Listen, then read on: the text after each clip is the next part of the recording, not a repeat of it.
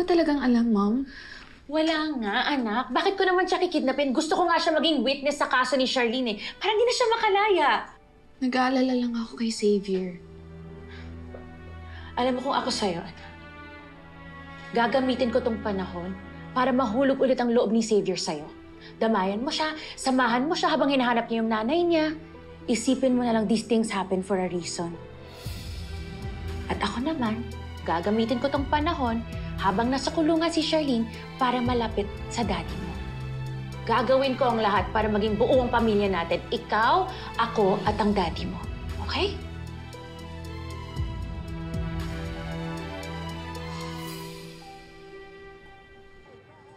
Nabalitaan ko yung nangyari. Paano naman na si Ate Leilani? Walang nakakaalam. Akala ko ba nakakoma siya? Ayun na nga eh. Tapos delikado pa yung lagay niya. Princess, desperado na ako. Gusto ko mahanap yung mama ko. Si Ma'am Charlene yung talagang posibleng suspect na magpadukot sa kanya. Teka, anong basis mo dyan? Siya lang ang may motibo. Dahil ayaw niya makapagsalita yung mama ko laban sa kanya. Hindi pa naman napapatunayan na si Ma'am Charlene talagang nagtangka sa buhay ni Ate Leilani eh. Tsaka Xavier, magkasama kami buong araw kahapon ni Ma'am Charlene. Wala siyang paraan para may makontak sa labas na ipakidnap si Ate Leilani. Kinakampihan mo siya? Hindi ba siya nagpakulong sa'yo? Hindi naman sa kinakampihan ko siya, Xavier, pero mas hindi natin mahanap yung totoong may sala kung maling tao yung pagbibintangan natin. Talaga lang? Ha? Sa kanya ka pa rin naniwala? Minsan sa kabila ng lahat, ha? Xavier, ina-analyze ko lang yung sitwasyon. At ako hindi. Minsan nanay kong nawawala. Yung nanay ko na matagal kong hindi nakasama. Lahat ng angulo, lahat ng possibilities, tinignan ko. Si Ma'am Charlene lang talagang posibleng magpadukot sa nanay ko. Xavier, I'm sorry, pero... Ayoko na marinig ang sasabihin mo.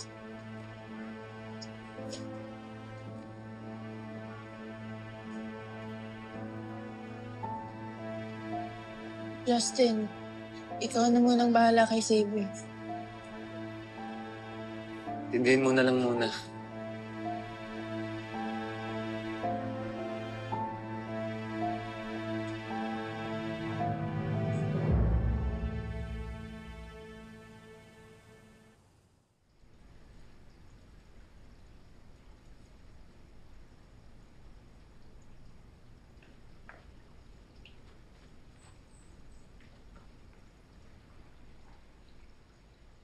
Xavier.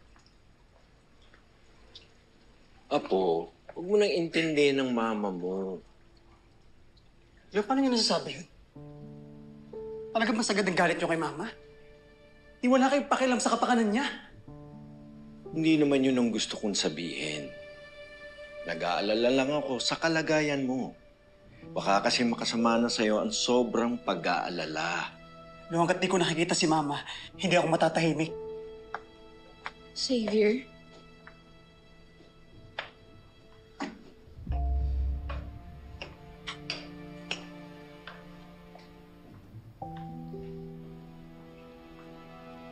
Alam kong galit ka pa rin sa akin dahil sa ginawa ng mami ko sa mami mo.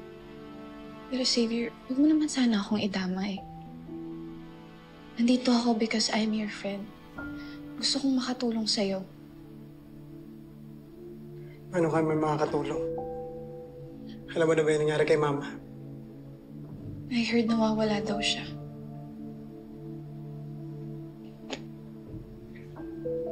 Akala ko pa naman magiging okay na kami.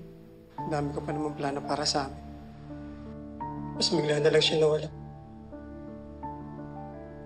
Gulo na ng mga nangyayari ko. Xavier, naiintindihan kita. And I'm here for you. Alam kong suspect yung mommy ko sa nangyari sa mama mo.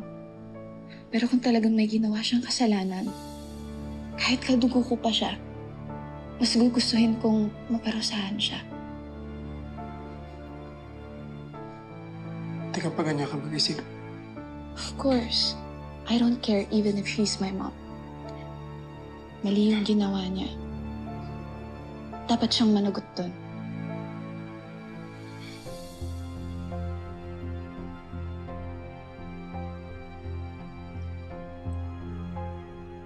You were right, Mom.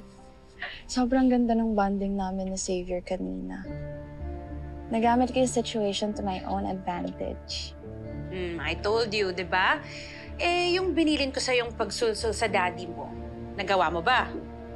Of course! Ako pa ba? Siyempre gumawa ko ng malicious story. Na kunwari nakita ko si Mommy at si Attorney Adrian sa mall. Paniwalang-paniwala nga si Daddy eh. I actually felt bad for him. Na-feel ko na nasaktan talaga siya.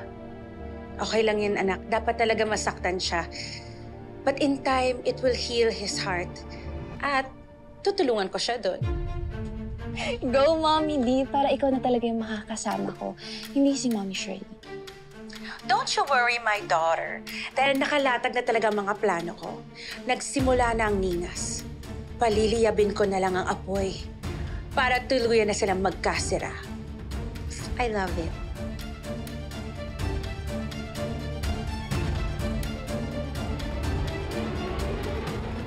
Mayroon akong dinila para sa'yo. Charlene, nagsabinta ako ng petition for your bail. In no time, kakalabas ka na dito.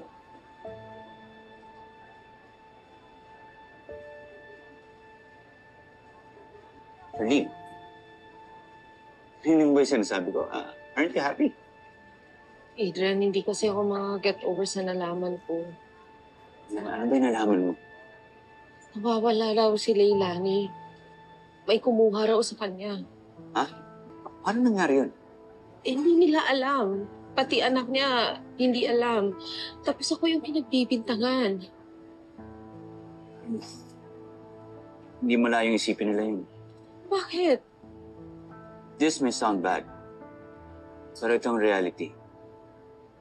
Dahil sa pagkawala ni Leilani, hihina ang kaso laban sa'yo. Without anyone to testify against you, mawala ng bearing ang kaso laban sa'yo. Maaari itong ma-dismiss. Pero Adrian, inosente ako.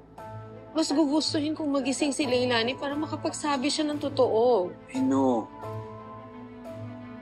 Alam kong masakit na mawala si Leilani. Pero makakabuti ito para sa kaso mo. Kaibigan ko siya. Naaawa ko sa anak niya. Naaawa ko na nangyayari ito sa kanila.